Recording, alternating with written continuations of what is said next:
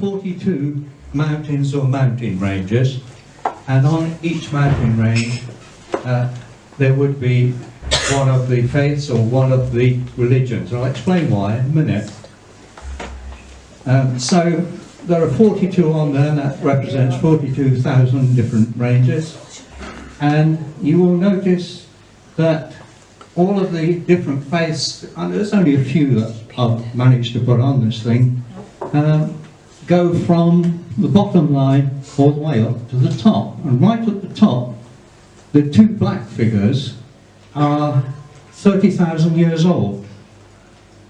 They're Chinese cave paintings, they're spirits. So, from 60,000 years ago, when the first hearths were discovered, and people gathered round the hearths to cook meals, and began a series of communications and learning and socialising with each other, from 60,000 years ago to 30,000 years ago, there's a huge development in thinking about who we were, where we came from, what we do, and why we're there. And this is reflected in most of the images that you can see on this picture. Some of the spirits, or gods if you like, were rather nasty. And there's one in the middle there, the dark coloured one. He's a nasty Chinese one which persisted for well over 20,000 years and gave people some idea of why people could be rotten to each other, inhospitable or otherwise. Others, like the different kinds of Buddhist states and so on, they were professing a different idea that you could become benevolent and nice to each other if only you followed the way, whatever the way was. Just below, the second line just below, are gods from Stone Age people, Neolithic people, again about 30,000 years old. The Maoris, the Red Indians, and some of the Egyptian ones are there as well, I think. So there's this, I think the thing that surprises me more than anything else is that these very deep thoughts about who we were and where we came from developed very, very early on. Can we do the next one? Now, I'm going to jump from 30,000 years ago to northern Syria, where there was a civilization developed. And, if you could switch it on, please. There's an archaeological discovery there, and this archaeological discovery was really a tally, a collection by an accountant, and there were 40,000 tiny square tiles, 40,000 of them, but on two of them, one was this story here, and the other story was a painting of it, which you'll see in a moment. Remember, this was 6,000 years ago, northern Syria, and the story goes like this, because I've summarised it in this little part. The story goes that, first of all, there were 12 gods living high up on the mountains, and the chief god, called El, said that the gardeners below were rather noisy. I want to get rid of them. So they had a meeting. And the first thing you notice is that 6,000 years ago, this was a democracy. They had a meeting. And it was decided, yeah, he's right, you know, we'll get rid of them all and we'll start again. But the Queen said, well, just save a few of them. Save 6 of the male type and 6 of the female type. So there was a great flood, and all of the individuals, all the gardeners, were killed off, except 6 of one and 6 of another. There's a slide missing. No, before that. There should be another slide there.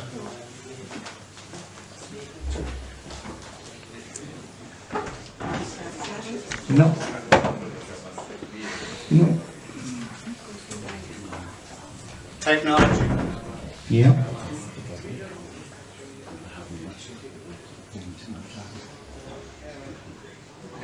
All right, I'll just have to describe it. There is actually problems with this. Yeah, there's a slide missing on that. The slide shows a tiny painting, 6 by 4 inches, and I made a copy of this painting, and that would have been the slide. On the painting, it shows the chairman of the gods and his queen, and there's a stool in the middle, something like this, and it's covered with a cloth, and there's a chalice on the thing like this, and it depicts the story that's here, in which they took the semen from the chairman of the gods, and she impregnated 6 of the women which had been saved in the Great Flood. And the consequence of that was, in her own words, now they will have knowledge, and so they will be able to, they will be less noisy, in their words. They would have been less noisy. Okay, so what does this tell us? Well, think about it for a minute. First of all, it implies that they had a knowledge of human anatomy 6,000 years ago, a detailed knowledge of human anatomy. Secondly, that they had some concept of basic inheritance, that people could transmit behaviour from one generation to the next. And lastly, that they decided this by means of some form of collective decision, a democracy. And finally, that they considered all the people of the earth to be gardeners. And that's an important point here. Okay. From 6,000 years ago to medieval times. What amazes me is that the idea of how people thought developed very, very rapidly. And this, as you read the thing up there, is really a summary written in 1560, and it's describing what we now call the Big Bang Theory. Of course, they didn't have the physics or the maths to be able to determine that, but the concept of what physicists, astrophysicists today believed was written down at that time. The next one, please. And that's the quote from NASA. It's one of my paintings which describes the Big Bang Theory. Next one. This Chinese painting illustrates a great the development of agriculture across the world. In 1434, there was a fleet of 900 vessels which transported around the world and exchanged all of the commodities which were important for agriculture. But 900 vessels involved the devastation, the total devastation of the teak forests in southern China, middle and southern China. And the consequence of that was the demise of the Ming dynasty at that time. So there was a relationship between what you did and what you wanted to do, you couldn't destroy everything. Next slide, please. Sorry. Maybe in the next slide. Okay. This is a current painting, and the painting shows the relationship between our communities and what exists today. It's from the Lake District, and this beautiful area, until last week, literally until last week, was designated as a site for a nuclear reactor. It would have been destroyed. Now they're going to build a nuclear reactor in South Wales. So somebody else's problem, but that will remain. Ah. Now, that's the picture from the clay tile of 6,000 years ago. And it shows the two dots. It's not a very good painting, but then you can just imagine this chap who done 40,000 little clay tiles,